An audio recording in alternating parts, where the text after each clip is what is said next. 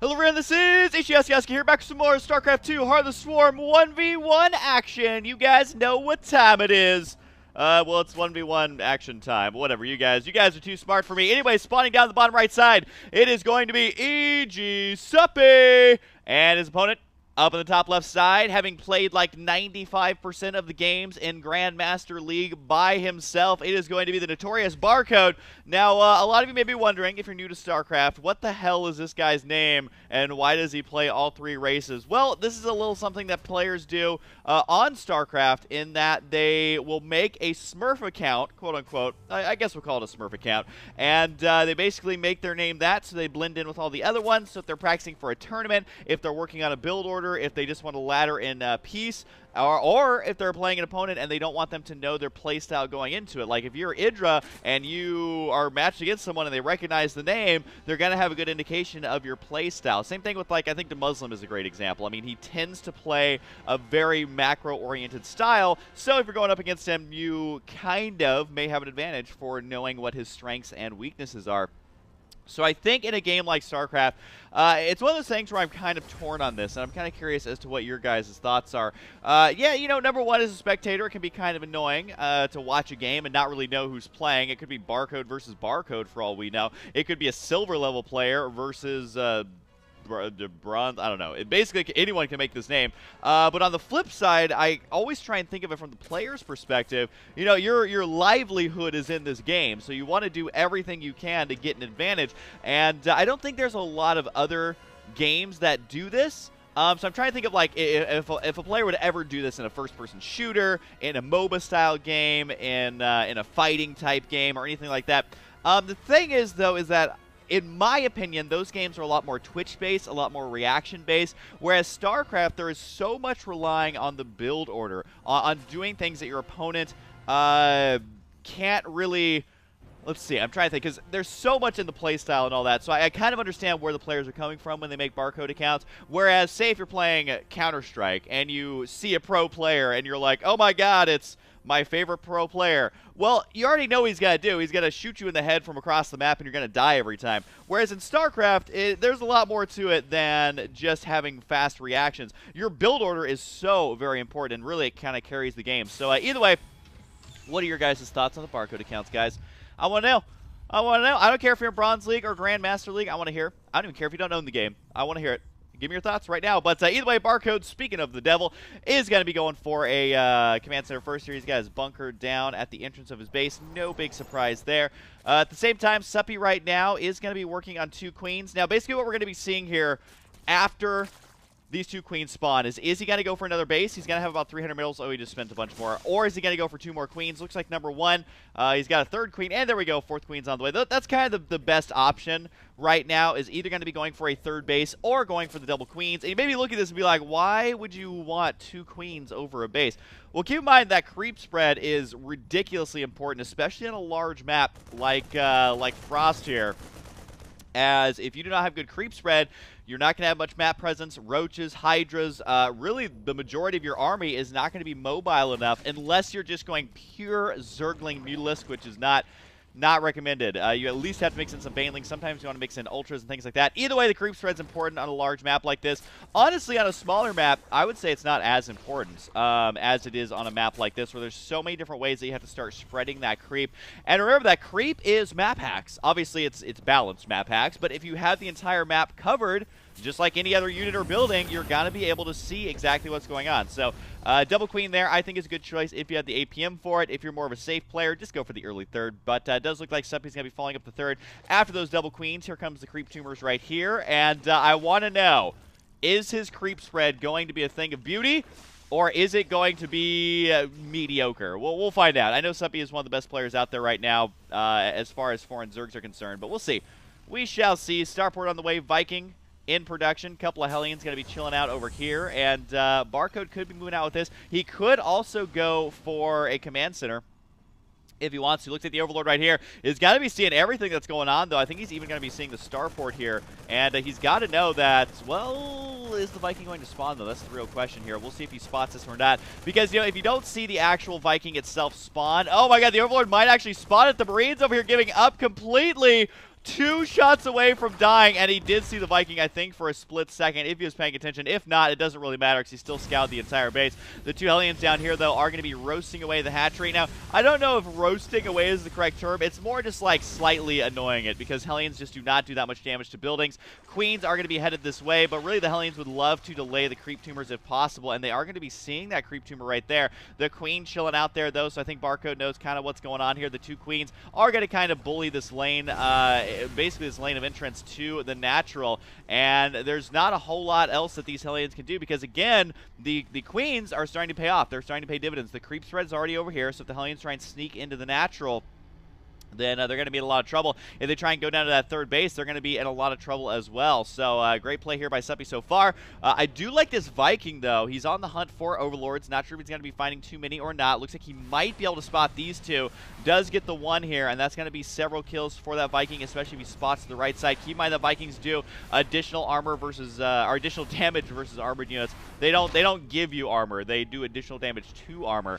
But either way, oh, he finds 2 more Overlords right now. So this is actually not good for Suppy here. Really, if the Vikings kill a lot of air units, that is very, very good for Terran. Whereas compared to kind of like a Phoenix or something, where you see Protoss go Phoenix, they need to kill air units. Really, this Viking doesn't need to kill that much because he's going to be much more useful for a Terran player. Now, he just needs to make sure to keep it alive. The more scouting he can do, the better. Looks like there's a Christmas tree down here with some fancy little presents and even lights right there. Hellion's going to be continuing to harass right now. Medevac going to be moving out with 2 Widow Mines here. And again, this is a note to Terran and Protoss players. This is the kind of stuff you have to do to be... Oh, okay. Well, he killed that creep tumor with his own roach there. Really, Suppy showing us that he's not messing around. He is not going to put it past killing his own units to prove a point. But either way, there is going to be a drop down here at the natural. Widow Mines will be activated. Should get a couple of hits on the drones. I don't even know if transferring away is going to be that ideal right now. We'll see if the splash damage is that bad. It does look like 4 kills there. And Widow Mine there. Oh my God. Where is that Widow Mine? I couldn't see exactly how many kills it had, but that was a lot. Does kill off a lot of those Zerglings. Was it worth it? We're about to find out. Yes, it was. Even after losing the Medevac and the Viking, he was able to do enough damage there. How many workers were killed overall? 10. 10 workers killed so far, so I gotta say, Barcode looking to be in pretty good shape, and now he's got to be going for the counterattack at the third base. The creep tumor's actually delaying that push. He wants to be going straight for the drones if possible. Sure, he's delaying the creep spread, but guess what? That means the roaches and Zerglings have time to get over here, and now they're going to get a big surround, and the roaches got to be able to clean these up, or at least scare them away. I mean, there's only 3 left. That is a devastating loss there. He could have gotten in that drone line for a couple of seconds.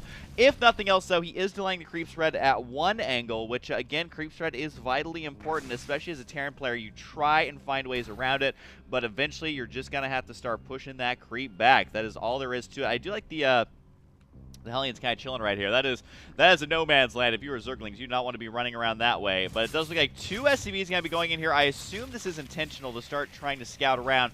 Honestly, you know, scouting with SCVs are a very cheap way to see what's going on. He was able to spot those banelings if he was paying attention, and this SCV is actually going to make it back home. I don't know if he meant to have this many SCVs. This might be a slight mistake, as there was 3 across the map. But either way, was able to get some scouting in, and it does look like a bunker on the way. Pretty good angle here, so if the units exactly like this start to run around the corner, then they can just get intercepted by that bunker as they run down that ramp. I do like this as well. Going to be throwing down supply depots to wall this off. Apparently, does that really only take 2 supply depots? Yes, it does. If you place them correctly, you can wall it off with 2 supply depots.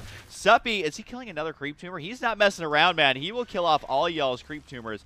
I'm not sure what the point of that is. I feel like the first one was a mistake. That one seemed very, very deliberate. But maybe he's just got the shaky fingers right now as he's trying to deal with all of this pressure. Resources lost, though, has evened up in a big way. And considering our Terran player is just now getting his 3rd base, that actually bodes well for him because he's got to be mining off the same amount of bases as Suppy. Suppy has started a 4th base, but this is by no means ahead. This is by no means a comfortable spot for Suppy to be in.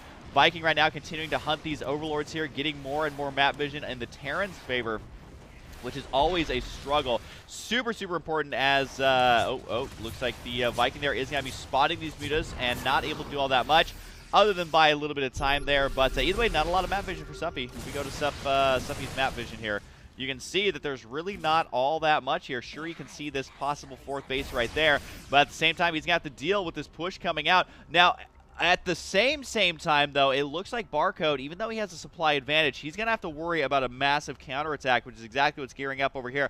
All right, it's not massive, okay? But there could be massive damage dealt if those Banelings go unchecked. So I'm kind of surprised to see Barcode move out with so many of these units. We'll see exactly how this pans out. He does have a good fanning on his units here, and is going to be able to reduce the amount of incoming damage. Need to make sure, though, to ungroup this big ball back here. And really, at this point, as Terran, it's all about keeping your army split up. You know, you would think in the military you want to stay as close together to have each other's back, but no, when there are Banelings everywhere, you want to split up and fan out. I don't know. I think the term fan out is the best way to describe it. And here's that counterattack I was talking about. The supply depot was lowered. Even if it wasn't, though, he would have taken lots of damage here because he had no units back at home for defense. He is going to end up losing this natural, or at least a lot of the workers there. Oh, my God. The stem may have been a little bit too late. He's got to try to split as best as possibly can. The Baneling hits, though, a little bit out of control. But guess what? Marine and Marauder pretty good. 2 attack, 1 armor. Going up against just the 2 armor on those roaches. That means they are not having the DPS output that they would like at all. Big scans coming up to see where that army is at. It's less to see where the creep troopers are at, and more to make sure he doesn't have a huge amount of Banelings crashing down on him. But so far, he's going to be able to do lots of damage to these roaches as Suppy needs to get something going on. It does look like the Mutalisk may be the answer. They've evened up the supply, but these last few units are just being so cost-effective as they finish off a lot of these drones here. The Mutalisk is going to be able to kill off everything. Medivacs here can boost away, but for how long? And, well, apparently not hardly at all, as they do get taken out right there. Widowmine here in position, trying to detonate that on the Mutas. Not going to get that lucky. Keep in mind, though, that Mutalisks do begin regenerating HP while out of combat much quicker than any other unit for the Zerg here. You can see 60 HP, and it just goes up basically every second. But for now, it does look like Barcode has at least stabilized after those initial resources lost on those workers. You can see 20 workers killed to 16, so, you know, he even the tables, well, I was going to say a little bit, but that's a lot. Only 7 resources difference right there, showing us that this is basically a virtually tied ball game. And the thing is, though, that, I mean, just look at where Suppy is economically. Sure, he's got 4 bases, but can you really consider that a 4th base when he's only mining with a handful of drones? I would say that, again, this game is basically tied. Given the circumstances, I would say we essentially have a tied game. But either way, Widowmine's going to be chilling out over here, going for Biomine. You know, it is a pretty good choice. If you're wondering why the Marauders are in there, ooh, Baneling landmines. Gotta love good old Baneling landmines, man. Look at these two. These guys just want to be friends, man. They're sitting here. They're like, hey, Larry. Hey, Larry, how's it going over there? Oh, you know, Henry, it's just being a Baneling. You know, if they come over here, we got to detonate. We got to die. Oh, hang on. I hear that Sarah over there might be detonating. Does she decide to? No, not today, Larry. Not today. But either way, it is going to be a big push forward. Got to keep an eye on those Baneling landmines, but at the same time, what are the upgrades at? 2-2 is done. Mutalisk only has the +1 attack. Lings do have now 2-2, which makes the Banelings do even more damage as well. Big Baneling hit right there. Suppy trying to control to the best of his ability, but you got to remember, if he loses this 4th base, he loses any economic edge that he may have. And I mean, these units, hey, Larry, you think we should detonate? Nah, we cool, but it does look like the Baneling's got to be rolling in here. Big detonations going off on both sides, to be completely honest here. Looks like Suppy, though, is going to get the upper hand as far as supply is concerned, and is going to be able to clean up these Marines as well. But overall resources lost is still basically tied. So as long as a Terran player is able to mine off of 3 bases efficiently, that's usually going to be pretty good. No big detonations there. And remember, Widowmine, sure, they can kill off Mutalisks, but I wouldn't rely on it. I wouldn't go, hey, I'm going to counter these Mutalisks by going Widowmines, especially against a player like Suppy. He's going to have to rely more on just the raw output DPS of these Marines, and that's exactly what he's going to be doing for now. Notice how he has cut back on those Marauders. That's what I was trying to say before, is the Marauders are really good at absorbing Baneling hits, but at some point, you need all anti-air to deal with mutas. Mass muta, a flock of mutas, is terrifying. If they were crows, it would definitely be a murder of Mutalisks here. 24 on the field right now. Does need to get those upgrades rolling, though. Sure, he's got the +1 attack. I honestly might think throwing out a second Spire. You don't see it very often, but if he's going to be sticking to Mutalisks for this long, he needs to get upgrades one way or another. It does look like he just finished that +2. He does have the 3-3 on the way, as well as the Crackling Ling upgrade, the adrenal glands, making them attack much more quickly. And guess what? It is time for chitinous plating, baby. You guys know what that means. It is Ultralisk time. And at the same time, considering that Barcode was forced to go for Mass Marines here, a tech switch into Ultras might be the exact, basically, muscle that he needs in his army. The one missile turret over here trying to hold on, but how are you supposed to hold on versus, how many missiles are we up to now? 22 missiles. A couple of them are going to get taken out. That poor missile turret did not stand a chance. Actually, having a missile turret up here might not be the worst idea. He did lose the supply depots over there at some point. But either way, supply advantage going to Suppy. That's to be expected for Zerg, though. What is not going to be great for Terran is the fact that Suppy is going to be up 2 bases now, which that is exactly where Zerg wants to be. At the same time, though, Barcode with the planetary here, and you can see he is just fine on gas. When you're going mass marine widow mine, you do not need that much gas, and he's not even forced to mine gas at this location. So the problem for Suppy is that considering, and this is something you may not even know, considering that Barcode has too much gas is actually really good for Terran, because now you can safely start mining here. Of course, as I say safely, this base is not OSHA approved, as those mutalisks are opposing an imminent threat there. Definitely have to install the government recommended 5 missile turrets or something crazy there. Well, he's going to go up to 2 right now. He's trying to skimp on the cost. Can't say that I blame him because he isn't maxed out just yet. Suppy with them Collector's Edition Ultralisks, always looking so sexy.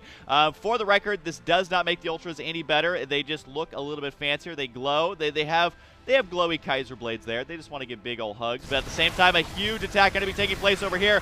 And it looks like as long as he can split up, he's got the Widow Mines to back him up. And we'll be able to get big detonations. There we go. Taking out some Banelings and damaging those mutas. Unfortunately, the Ultralisks are just going to be too strong.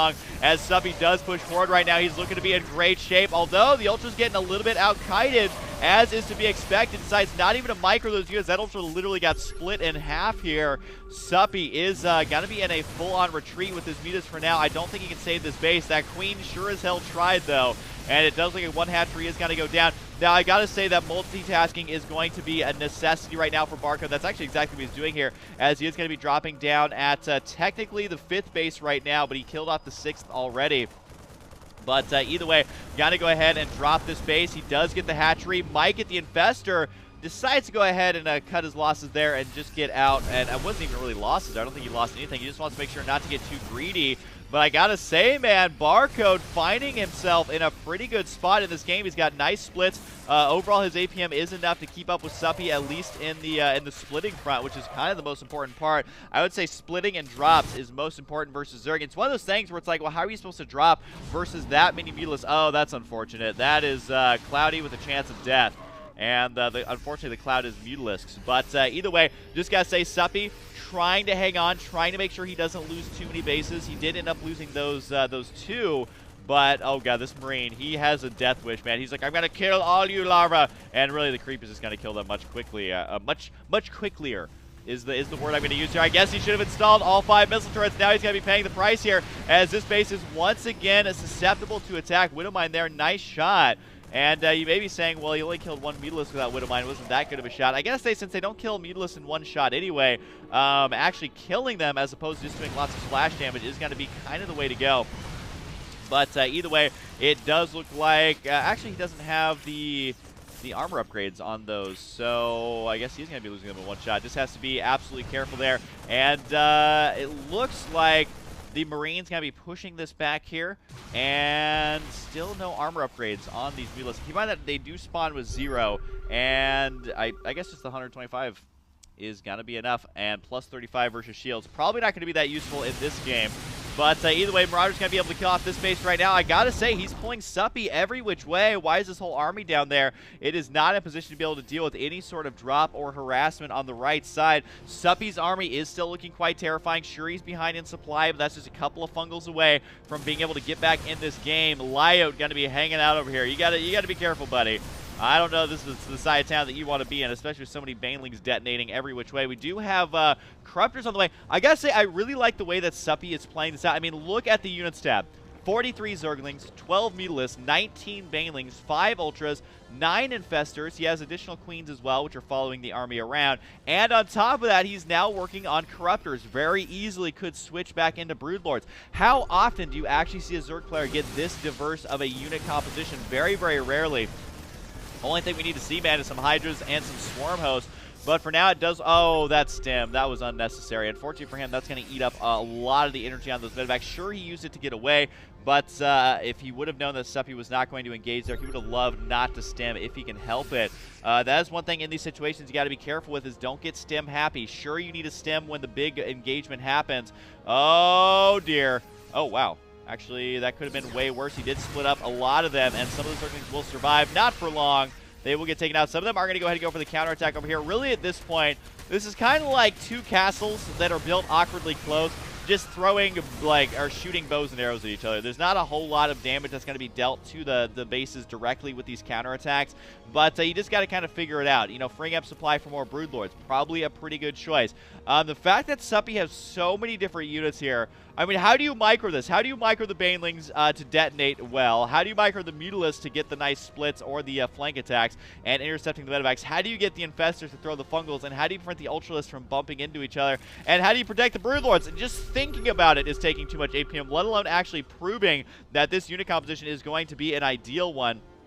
We'll see if that 300 APM is going to be enough to do just that, though, as Suppy is going to be moving forward. This is where the creep spread starts to pick up just a little bit, because these queens, even though there's only 2 of them, they're doing amazing on energy, and they can basically throw down almost 10 creep tumors apiece.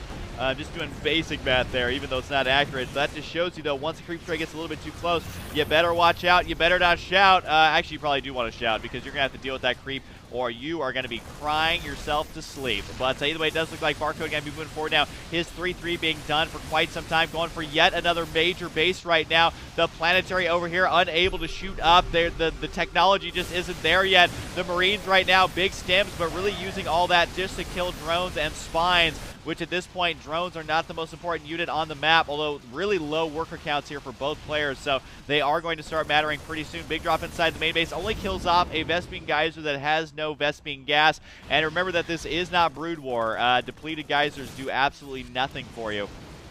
The Mutalisks over here might actually be able to kill us off. Sure, there's some Vikings on the way. Not going to be nearly enough to kill those, though. And remember that Vikings do not really hard counter Mutalisks. That plus damage to armored doesn't affect the Mutalisks. They're like, well, we don't wear any armor, so what's the point of your armor-penetrating missiles? Doesn't really do that much extra damage, but at the same time, though, there's going to be an attack down here. Might actually be able to get this base as well if Suppy is not careful. That +3 attack on the Marauders making them do lots of damage to armored units, and guess what? Hatcheries count as armored. It does look like it will go down. Some of the units actually going to escape out of there. This base is going to get taken out as well. Barcode going to be attacking every which way, wants to kill off this spawning pool desperately if possible, but not every single unit is actually attacking right now, and they need to be for sure. Looks like these Corruptors may get taken out, though. The Corruptors are invaluable here in dealing with those drops, as well as dealing with the Ravens and turning them into Broodlords to later deal with the Marines. It does look like that army is going to be able to clean up the Mutalisks here. Suppy getting a little bit sloppy right now as he's unable to win any of these engagements. Finally cleans that up on the left side, but there's just so much going on. Barcode all over the place as he has given Suppy a run for his money, that's for sure. Sure, the Broodlords show up, but the damage has already been dealt. I mean, these are basically free units. But I guess since he did end up losing that Planetary, he doesn't have a whole lot of income. So, yeah, he has to do this damage, and it's going to be tough for him to recoup those losses. I will just say, though, that he does have a supply advantage. He has map control, which is just shocking, and has managed to establish the base over here. I mean, this base is relatively new, still about 1,400 resources on each of these mineral patches. That includes the mules that are mining right now. But he definitely needs to upgrade that to a Planetary just to play it a little bit safe. And these dudes over here, sure, they're going to kill off a couple of drones. They do have to watch out for the Infestors. One fungal growth with a wave of Broodlings from those Broodlords. You are all of a sudden not having very much fun. I do like the 2 missile turrets over here, but I feel like Suppy, you know, he could very easily counterattack that base over there, and having it not be a Planetary is absolutely huge. More Vikings are on the way. Keep in mind the Vikings will do the additional damage to the Corruptors and the Broodlords. Widowmines over here, got to be careful. They do burrow and then unburrow to try and deal with the eggs. That's exactly why you do not want the splash damage. Secret missiles coming out, and that was anticlimactic. Thought that was going to be doing a lot more damage. What is going to be doing more damage now is this huge drop in the main base. Going for the infestation pit. Could get the Ultralisk Cavern as well. Not that Suppy really has any money to spend right now, and no income to speak of. Literally, I think his income is at 0, so this is kind of chilling out right now. But Suppy got to try and go with everything he's got. The Fungals here have got to be good. They've got to land. The Marines here, though, awkwardly kind of, I guess that was somehow split up very, very well. But we could be having a base race on our hands. The Hive Tech is going to be going down. That means no more replacing of the Broodlords or the Ultralists or anything, because he's not able to build those buildings. All he's going to be able to do is build a hatchery, and that's not going to be doing a whole lot for him. At the same time, though, Suppy has somehow broken the main gate, and sure, these units are doing lots of damage, but you got to deal with the Zerg army at some point. I will say, though, that Suppy is way behind in supply. There's still that mining base over on the right side. The Vikings doing everything they possibly can. I think just mass marine is going to be what he needs right now, just to try and pick off these ultras from afar. The Vikings trying to get the air supremacy as well. How much anti-air is in the game? Only 2 Corruptors. Are we going to be seeing any more Vikings? There are 3 Vikings on the way. That should be more than enough to deal with those 2 Corruptors, but it's going to be tough because the Queens are there to defend them as well. And actually, guess what? Some of these Vikings never going to spawn. There's only going to be the 1, it looks like, and there are no Vikings on the field as of yet. 1 just now spawning.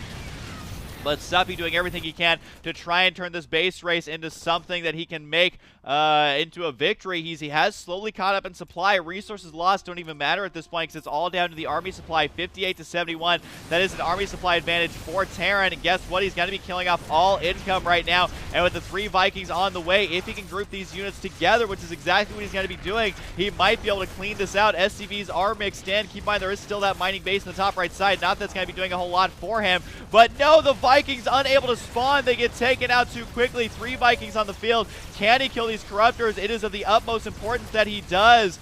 Cannot afford to get fungled by that infestor there, and with those Vikings kind of grouped up, and down goes 1 Viking. I told you, man, these Corruptors are invaluable, and they are the ones keeping the Broodlords alive. If they died, so do the Broodlords. But at the same time, SCV is trying to kill off Broodlings. Not going to be the best situation to be in. SCV is moving out to try and throw down barracks, to try and get that production back on track. I don't think that Barcode expected to lose that battle. He was never able to get out those Vikings, never able to deal with the Broodlords. How many kills these Bro Lords got? 10 kills. 9, 11, 15, 14, 10, and 10. Wow, so many kills on the Broodlords. Talk about cost efficiency. But for right now, sure, he's killing off more stuff here and there, but this is all stuff that doesn't matter that much. If he can't deal with the Broodlords, he's got to get out of the kitchen, because he's only got 2 barracks now, and they're not even done yet. God, rebuilding this infrastructure is just like being stuck in LA traffic. You are going nowhere at a slow pace. It's not even going nowhere fast. You are literally going nowhere stopped. You're just not going anywhere. But it does look like the hatchery is going to get taken out here. What is the structures tab looking like? Oh, my God. Oh my God, it's only 2 extractors. The Marine is working on them down here. And, wait, where'd that spore crawler go? Wait, does it not count as a structure when it's unburrowed? Am I looking at this wrong? Apparently it's not. It doesn't count as anything, it just disappears. Is that a bug? I feel like that's a bug. It doesn't show up in the structures tab. But either way, it does look like the extractor got to get taken out of. These Marines have definitely got to be focusing on killing off that extractor right now. This is the last building in the game, essentially, because the other one's getting attacked by the Marines. So at this point, Barcode, all he has to do is kill off that last building. Now, what I want to know, though, is does it show you the spore crawler? Does it give you the vision of where that building is if it is the last building? I would assume. Yes, it does. Okay, so it does show it in the fog of war. He's got to try and swing around. But, oh my God, this game is actually ridiculous. Sure, the Marine's got to kill off this last one, but he's got to figure out, how do I kill that spore crawler? He's got to make as many units as possible. A cloaked Banshee would be amazing. That is nowhere in the near future, though. And the spore crawler is a little bit behind. Here's the big stim. Here we go. It's now or never. Is that spore crawler going to get taken out? So close, and it does go down. Suppy was defeated by the counterattack right there. Suppy so dangerously close to being able to take this game in one of the most hilarious games I think I've ever seen. I actually did fall out of my seat. I didn't want to admit it, but whatever. 53 supply to 51. Let's check out those army supplies. 53 to 46. Overall workers, what is that at? 5 SCVs to 0 drones. 7 Broodlords on the map. We do have the 2 Corruptors here, but really Suppy got a little bit greedy. He needed to move a lot closer with his army. What he actually really needed to do was right-click that army on the spore crawler and have the spore crawler be the one that was moving towards the expansion. He left it undefended, which means no chance for the Fungals, no chance for the Ultra, but seriously, a chance for one of the best games I think I've ever seen. This one's going to get the epic tag. This one, you know, as I was watching it, I was like, you know, this is pretty good. pretty good, very back and forth, very even game. Oh my god, he only has a Spore Crawler, and it doesn't even count as a structure in the Structures tab, which I am going to report that to Blizzard. It seems like that doesn't quite seem right, because it's a building, it's just walking. It's not like when you lift off a command center, it doesn't count as a structure anymore. But either way, I hope you guys enjoy it, and I'll see you guys next time.